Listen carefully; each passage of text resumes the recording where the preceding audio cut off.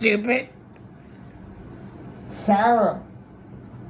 That's my name. Don't wear it up. You zipped him in there. Yes. Thought he would be funny, a little It joke. was. We both were laughing about it. Okay. And then I fell asleep. Sarah, I can't breathe, babe. That's on you. Sarah, I can't breathe. It's on you. I did not intentionally kill him. This is 42-year-old Sarah Boone, who recorded herself committing a crime so heinous and so unusual that it caught the world by storm. Accused of zipping her boyfriend into a suitcase, then leaving him to suffocate to death. And then turn around and film a man while he is struggling to breathe. As she leaves her lover to die in a suitcase. Police in Winter Park, Florida were quite familiar with Sarah Boone and her on-again, off-again boyfriend of approximately 3 years, Jorge Torres.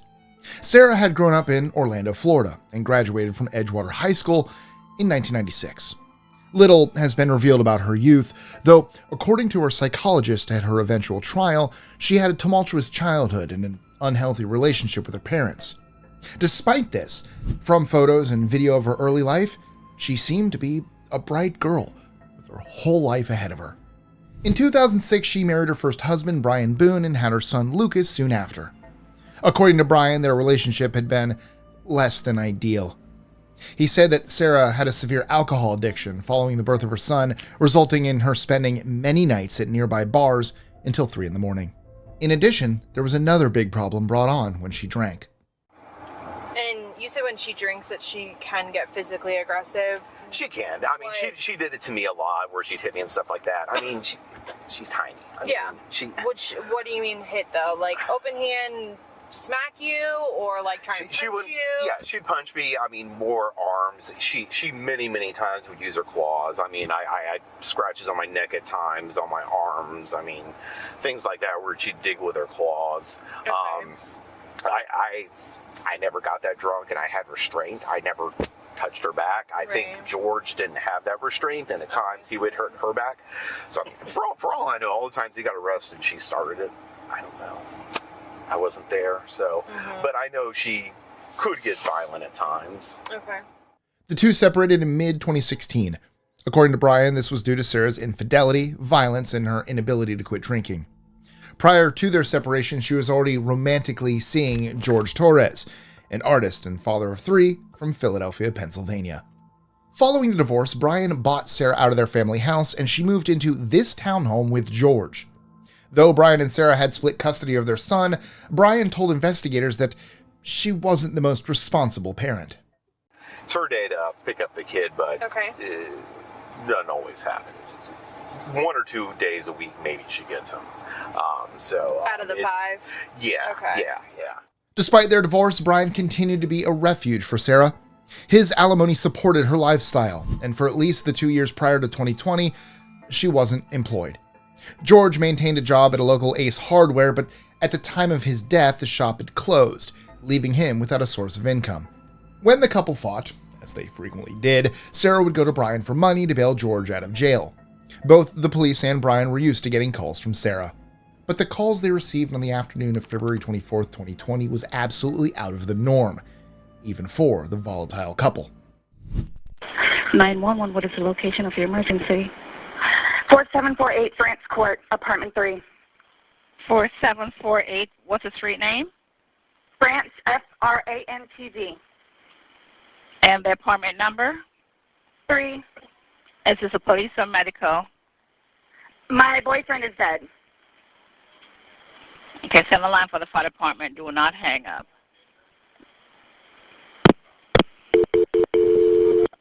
All right, great. Now tell me exactly what happened there. My boyfriend and I were playing last night, and I put him in his case and we were playing. And like kind of hide and seek kind of thing. So I fell asleep, and I woke up, and he was dead in the suitcase, so I don't know what happened. I don't know what happened.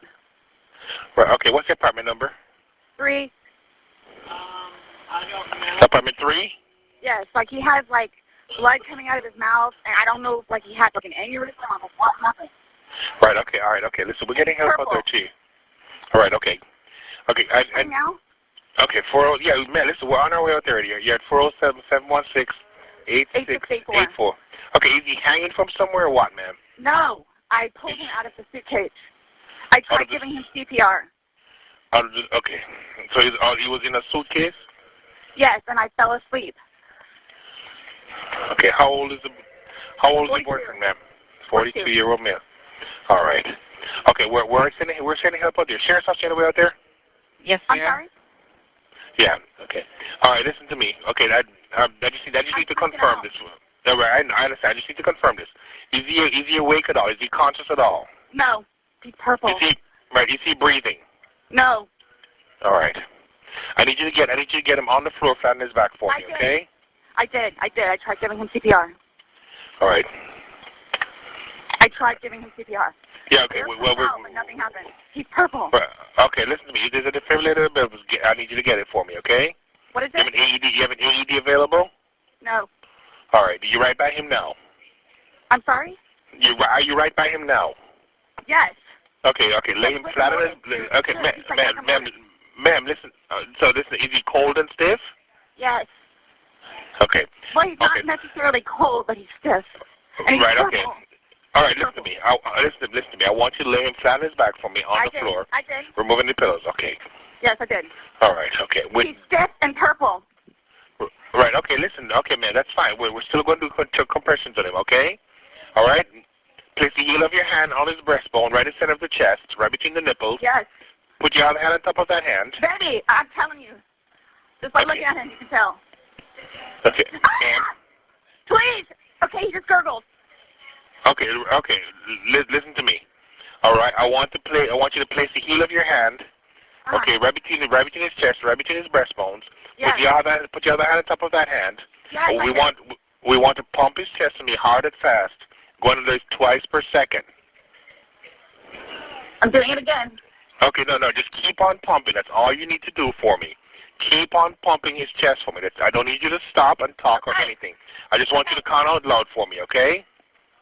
1, 2, 3, 4, 5. Sarah's behavior immediately struck the dispatcher as odd. People do unreasonable things when they're in a crisis, yet the fact that Sarah wasn't out of breath and was continuously talking through compressions was a red flag. Even for seasoned EMTs, delivering CPR is an exhausting process. On top of that, her statement that she'd already attempted CPR prior to calling 911 didn't add up with her description of what was happening at the scene. If she really had given CPR, the gurgle she claimed to have heard would have happened as she was giving him his first series of compressions.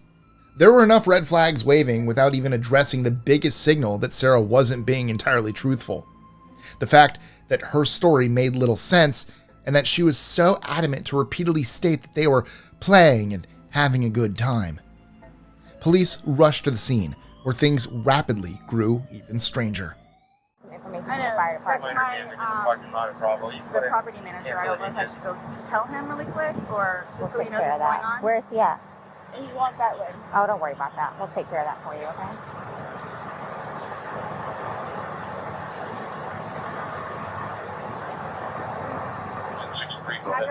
I had a cigarette lit. I'll get it for you, okay? Wait 1 second, okay? I really need something to drink. Okay, I got my Dr. Pepper on the counter. Okay, we'll take care of you. Give me 1 second. As you can see, Sarah's concerns are about everything under the sun except for her dead boyfriend in the condo that they share together. First responders on the scene later commented that Sarah's attitude was unsettling and that her tears appeared to them to be forced and unnatural. What's going on? Sorry, I just got here, so fill me in. No problem. Like, he and I were putting a puzzle together. We've been doing some artwork together. You are putting a puzzle together? Yes, we have a puzzle that we started in there. Okay. We've been doing art, trying to take the stuff off the wall to make new art put up there, like having a good time with one another. But we're drinking. We had a bottle of wine last night. Okay. Fine. So then it's like, we decided to play hide and seek, right? Okay. So he gets in the suitcase, okay? Who is this guy? That's my ex-husband, my former husband. How did he live here with you guys? No. I called him over here. Okay. I didn't know what to do. Okay. I didn't know what to do. Okay. So then he came over here. Here, let's talk in private, okay? I called you guys. I tried giving you CPR. The problem is I fell asleep. I fell asleep. When did you do CPR? This morning, when I found it. Before you called? Yes! It's 1 o'clock right now. I tried. I was awake, but I actually got out of the bed at like 12:30ish, whatever. So I came downstairs, and I was like, oh, he's in the suitcase still. And that's when I found him, and I took him out, and I tried doing CPR, and then I called him, and then I called you guys. Did he get here before the fire department got here? Who? Your husband? Or Yes. your ex-husband? Yes. Okay. Where does he live at? Right down the street. Okay. So you were playing, and who zipped him up? I did, but then I fell asleep. Okay. You're okay. I wasn't here. I'm just trying to figure out what happened. I fell asleep, so I don't know if he suffocated or like had an aneurysm or a heart attack or what. What kind of medical conditions does he have? None that I know of. Nothing that you know of. None You that didn't I take know any of. medicine? No. No medicine. All we had was a bottle of wine. Literally, just a bottle of wine. Okay. Doing puzzle artwork. Then we decided to play hide and seek. That's all that happened. Okay. So I don't know if he had a heart attack or what in there. Like, I don't know what happened. So how long were you doing CPR on him prior to you calling 911? You tried that all morning? Yes. Okay. And then I called him while I was doing CPR. What time did you start? Probably, give me a rough ballpark. Here, let me fill this deputy in, okay? Please, may I have my Dr. Pepper? I am so cotton-mouthed right now. Clearly, the responders on the scene are confused by Sarah's description of events. She actually called Brian prior to calling the police. According to him, Sarah attempted to get him to come to the house, but after seeing George's legs on the floor, he told her he wasn't comfortable coming in and stepped outside. He told her to call the police. Once again, people do strange things when they're panicking, but Sarah's behavior here has struck many as something much worse. Cold and calculating. Many have speculated that Sarah was attempting to get Brian to help cover up what had happened. Regardless of that being her intention or not, her lack of urgency to call 911 for the boyfriend who she claims to love is concerning. And her timeline gets even more unsettling. I mean, I know that I was in bed probably by like, what, 12:30? Okay. Well, I went upstairs at least, and I fell asleep. Okay. Forgetting that he was in the suitcase. suitcase. You guys were playing the hide and go seek? Yes. And at some point you put him in the suitcase? No, he got in the suitcase. So he thought it would be funny to be put in the suitcase. So I was like, okay, well, I'm going to joke with you and I'll zip you up and make him, squirm a little bit, whatever it is. But then I fell asleep. I fell asleep. Where was the suitcase? Right where it is. Right down there? Yes. You zipped him in there? Yes. Thought he would be funny, a little joke? It was. We both were laughing about it. Okay. And then I fell asleep. Where did you fall asleep at? Upstairs. In your bedroom? Yes. Okay. Totally forgetting that he was in the suitcase still. Okay. And then you came back downstairs? This morning? Or this afternoon, yes, when I got up. Ballpark, what time? 12:30-ish. I was awake, but I totally forgot that he was in the suitcase. He can tell you there's a lot of things that we have been going through. Jobs. Yeah, he did tell me. Life, all that good stuff. So I just totally forgot. So you began to do CPR on him? Yes. Yes. About what time this morning did you start doing that CPR? No, it was the afternoon. It was afternoon because I was awake, but then I finally decided to come downstairs at like 12:30-ish, whatever it is, and I was like, I forgot he was in the suitcase, and he wasn't moving, nothing was happening, so I unzipped him, took him out and started doing CPR on him. He was on his way over here. I called you when he got here. Once he got here, you called us? Yes. Okay. And air was coming out, and he was gurgling, but I could just tell by looking at him. But you knew how to do CPR? You were doing that on your own? Yes. Okay. And then the person that was on the phone with me also, I counted with him doing it. And he's got no medical? He doesn't take any medication? I don't know. I don't know medical-wise. I know he doesn't take any medications whatsoever. Okay. The only thing, like I said, I don't know if alcohol had something to do with it, but we had a bottle of wine. Okay. All right. Here, I want you to sit back down because I don't want Can I have one more sip of water, please? Yeah, go. Law enforcement are well aware of many tells that a person is being untruthful. In this case, Sarah is displaying several of them. For starters, she proposed several ways that George could have died inside the suitcase that would relieve her of any guilt. Twice, she's mentioned him potentially having a heart attack, despite his relatively young age and lack of any pre-existing conditions. Then, she does another thing that strikes investigators as wildly suspicious. So, he said that I needed to tell you guys about his family. Who do I talk to about that? We're gonna do that once we walk through and see. Yeah, we're not gonna. going anywhere. We're gonna I'm be here just for a telling you, while. like, Yeah, this is gonna be a I'm while. afraid for my life. I want you to know that. I am Why afraid is that? for my life. His family have never liked me. I'm the blue-eyed white devil, is what they call me. So they've never liked me. They've never taken me in. They've never accepted me. I'll put it that way. Have you called any of them? We talked to his daughters yesterday. No, I mean, like, about this. Does No. anyone know? Okay. That's So why no one's gonna know until we will be making that notification. So they're gonna it's kill me. okay. Do Well, they live local? Yes, they're down the road. They're going to kill me. His kids are going to kill me in Philadelphia. They're going to kill me. This was not intentional. okay. And they're not going to understand that. They're not going to accept it. We're gonna do a thorough investigation, and we will scared. we will definitely make sure that you don't feel scared when we leave here. Okay. For almost the entirety of Sarah's interactions with law enforcement, she made statements about George's family threatening her and wanting to kill her. The reality, however, was something else entirely. But it was basically verbal threats that she would give every time that George would call his children. At the time of George's death, his youngest daughter was just 13. He had an amicable split with his wife of more than a decade, and he was frequently in contact with his children. However, according to his family, Sarah restricted his access to them using these verbal threats. And a look at her text messages shows just how unstable her relationship was with his family. That being said, as both the defense and the prosecution reviewed her text messages at trial, there were no visible threats made from his family, though some harsh words were exchanged. On June 11, 2019, during one of several breakup periods, Sarah sent this message to George's mother. "You tell your son he's not welcome here. Taken off the lease and bound. Worthless. Don't show his ugly f***ed up face around here again. Police will be called. Ask him if it was worth it. And riding my bike he has. Stay Hispanic. That's all you are. And he can't watch the porn he wants to from the phone mom gave him." A few days prior, this exchange took place with his oldest daughter, Anna. "You're rude as hell, but okay. Your dad is a POS, but okay. At least you know and will stop calling. Feudal. GTFO is you're a piece of shit, but that's God's business, not mine. Have a good day, or since you like to switch up, I'll do the same. Don't text me back either, fake ass. Oh no, I think you mixed me up with your mom. Going to sleep. That's what you do all day to me. Make me bored and sleepy. Be brave. Alone. I like it." In addition, the family has claimed multiple times that they've never referred to Sarah as the Blue Eyes White Dragon like she would continue to claim throughout the investigation. As far as the investigation into Sarah's written communication with George's family, no threats were ever made against her in any way. As the scene was being cleared, Sarah willingly provided her phone to detectives to look over. She told them that she had been terrified of George for most of their relationship, and that he was cruel, violent, and dominated her life.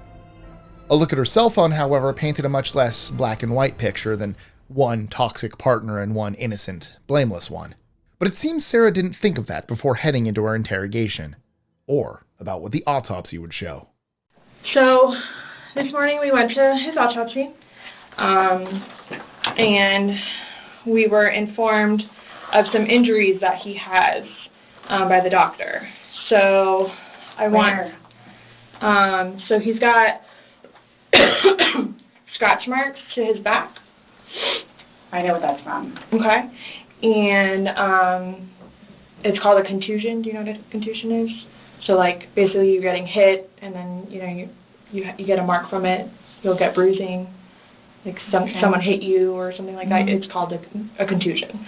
So he had some injuries to his left shoulder. He had a cut near his lip. We could see his mouth was a little I haven't laid a swollen. hand on him. Okay. Also, too, he fell off my son's bike. Okay. So I don't know. And he's notorious for running into the wall or the hall tree. Okay. So Okay. What about the scratches? Because there's also sex. Yes. Okay. Because there's also like a scratch on the back of his neck, kind of going, but it's going straight across. I have no idea what that's from.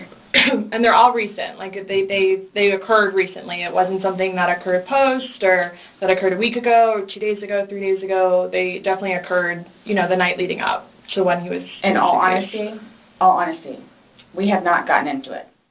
He also had, like on the left side of his forehead, he had basically bruising, and on like his head and his skull. I have no idea. As if something hit him. I considered have not force touched him. trauma. I have not touched him. I have not touched him. Then how would you get those injuries? Tell me and we'll both know. Sarah has only been in the interrogation room for 4 minutes, and she's already gotten so defensive that she's raising her voice. But the detectives have plenty of evidence that some violence occurred. The medical examiner detailed blunt force trauma injuries to the forehead and mouth, on the left side of his back, and on George's forearms. All of the injuries appeared to have happened around the same time. After about half an hour of Sarah rambling about George's ex-wife, his lack of employment, and her relationship's recent stability, the detectives have something to show her. Okay. So I have something that I want to show you that we found, and it was from your phone. Mm-hmm. Can you see it? If you need to move it around, go ahead.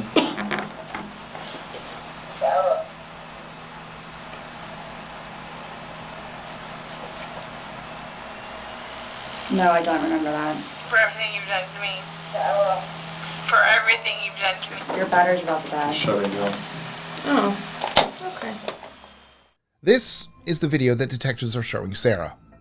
Though she seems more concerned about the dying battery than the footage of her taunting her dying boyfriend. This is the footage they discovered from the night of George's murder. Be warned, it's disturbing.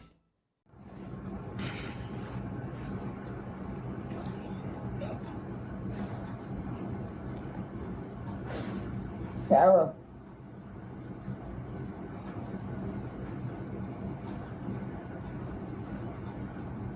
For everything you've done to me. Sarah. For everything you've done to me. Sarah. You. Sarah. You. Sarah. Stupid. Sarah. That's my name. Don't wear it up. Sarah. I can't breathe, babe. Seriously. Yeah, that's when you do when you choke me. Sarah. Sarah.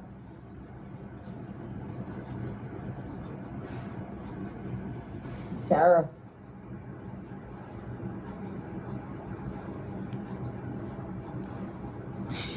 Sarah, I can't breathe, babe. That's on you. Sarah, I can't breathe. It's on you.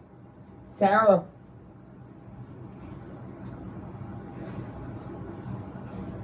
Real or ransom. Might want to get video for it extra. Because I got this. Sarah. Real or ransom. Sarah.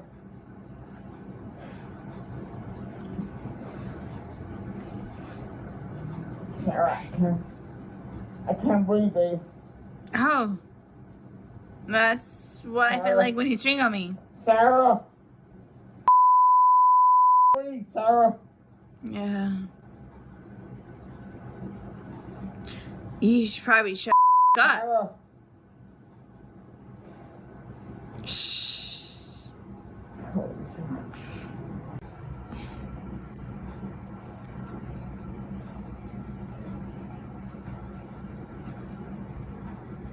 Sarah. The disturbing nature of the footage is apparently too much for Sarah, despite being the person who filmed it. Let me just grab something. All right.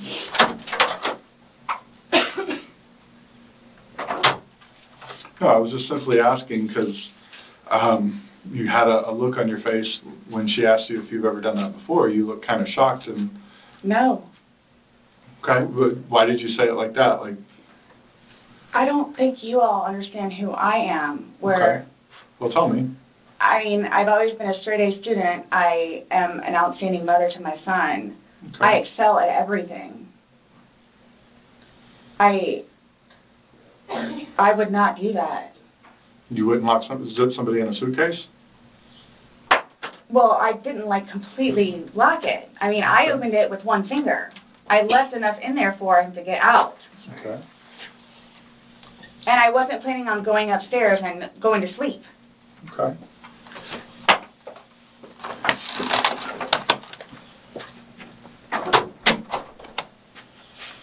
No, it's just the way you said it. You guys are scaring me. Why? Well, we just want you to watch this. This came from your phone. Don't you want to know what's on it? Yes, please.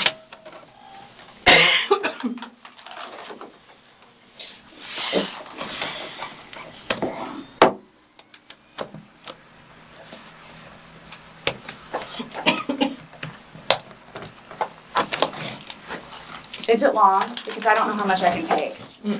No. I don't know how much I can take. I don't know how to find your...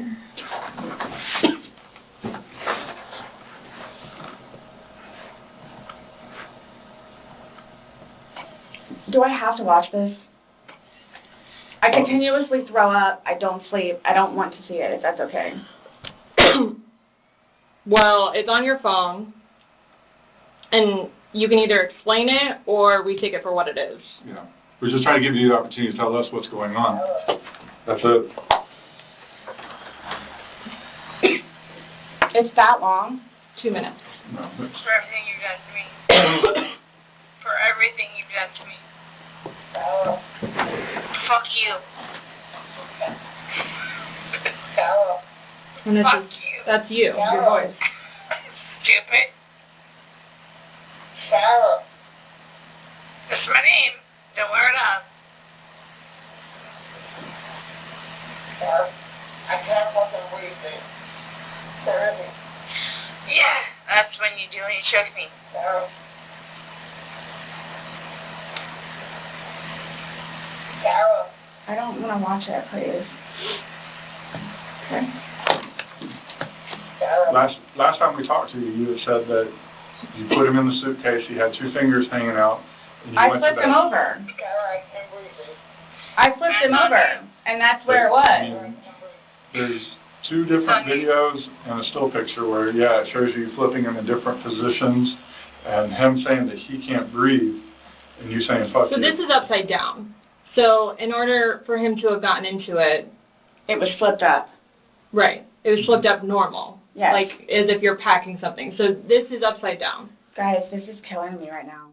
But that wasn't the end of the evidence that law enforcement found on Sarah's phone. As the interrogation pressed on, Sarah began to claim that George was cruel to her. But the footage on her phone painted a very different picture. I told you not to step foot in the bedroom. So what do? In January, just a month before George's death, Sarah recorded this on her phone. Are you going to be nice tonight? Yes. Yes. I promise you. I used to go for a walk. By myself? Yes. No. Go for a walk. No, I'm just gonna chill out. I don't want to hear it. You drink too much and you're upset. Thanks so much. Go get your card shaped. What are you talking about? Your retard paper. Don't hit women. Have I hit you? No. So where are you going with this?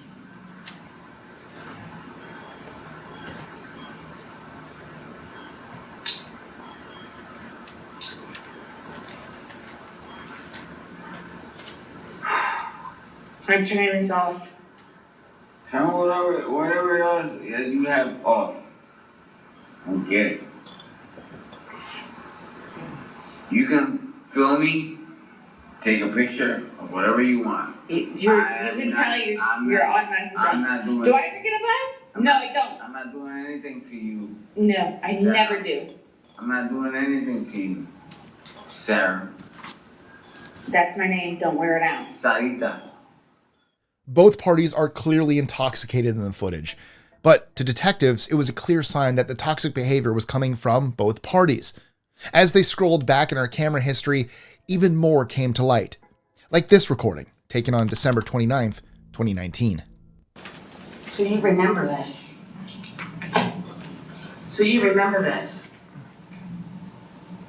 Are you drunk right now? No, man. How much alcohol did you drink? Not enough to be drunk. You're slurring your words. You're sleeping up against the door right now. Yeah, because I want to be next to you. Did I not tell you to not bother me? Yes, ma'am. So what is it you come up and do? What time is it right now? It's 1:20 a.m. Okay.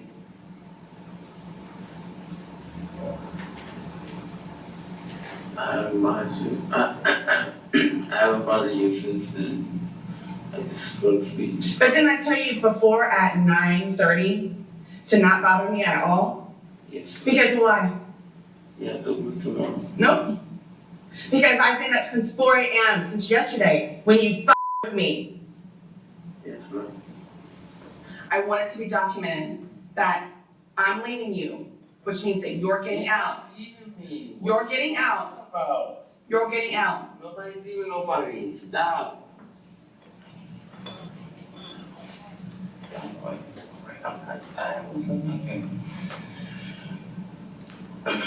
And the reason why you were even downstairs and weak enough to get drunk was because you don't give a shit about me. You don't listen to what I say. Special things that I keep on my front page of my phone so I remember to tell you about it because of how special and fun it is. I always bother you. I always bore you. You don't listen to me. Yesterday was my first day at work, remember? And I ended up 90% hearing about your day and 10% about mine. You don't bother me or anything like that. Talk. I mean, sometimes you just you overwhelm me. That's the problem. You overwhelm me. By telling you about my first day at work? No, dude, you just overwhelm me about every other thing too. It's not just, first day at work. So I'm overwhelming you by telling you about the fourth highest paid baseball player. That's a client of ours. I'm not starstruck. I don't even know who the guy is. I don't even. So the reason why, so you fully admit now that you didn't care and you did brush me off in the car. Midway sentence. Because you're not into baseball. No, I didn't. I'm just saying. I want to go to sleep. Go downstairs. Yeah. I know. I'm leaving you. And I'm going to try and cancel plane tickets. No. Because I don't do special things for people like you that are doing this like to me after I asked you at 1:21 in the morning. I'm not doing it. I wanted to be asleep. I wanted to stay asleep, which is why I got into bed at 8:30. I know, I'm not doing it. I told you not to step foot in the bedroom. So what do? Nonetheless, you're drunk. The amount of alcohol, I know how much was out. I know how much was in there. That's why I could smell you in the bed before you actually got me up. I can smell you from here.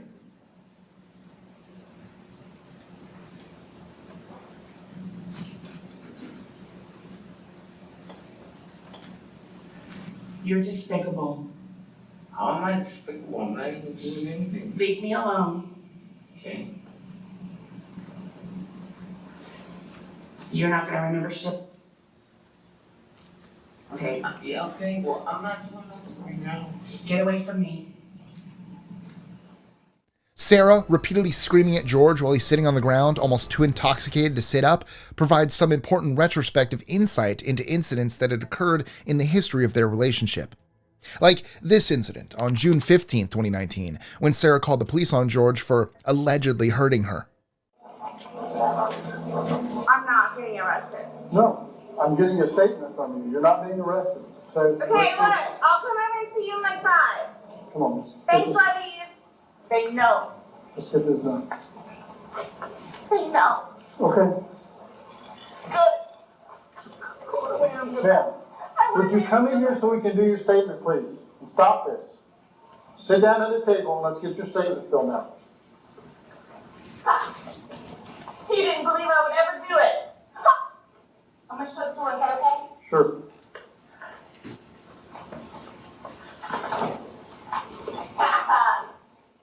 This kind of laughter and taunting isn't the behavior you'd expect from someone who claims to have been attacked by their boyfriend. And her statement that George didn't believe she'd do this doesn't hold a lot of water. At this point, the two had 5 arrests on their record for domestic violence against one another over the course of their relationship, and had split up and gotten back together countless times. In fact, a bit over a week before this, on June 2nd, the two were separated. Angry that he refused to come visit her, Sarah ripped up George's birth certificate and texted him a photo, even going so far as to say, "Look what you made me do." On June 18th, law enforcement was called back to Sarah's house to find George there, despite the fact that a no-contact order had been issued. What's up, bro? It's the guys. It is. So what happened? What's going on now? Did this just happen? What? No. I said earlier. Oh no, when I moved in, we dropped it. So who called?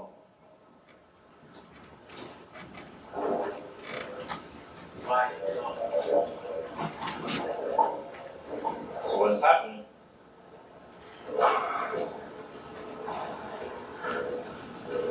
They're asking you, not me. Yeah, you speak to him. I'll speak to you, man. Come here. Sorry.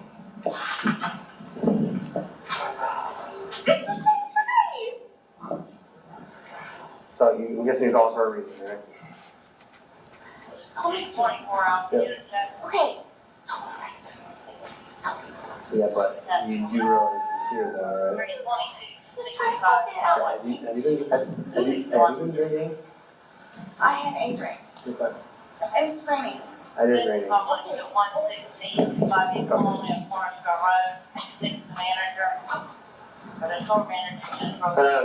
got, I have my guy. Okay, well.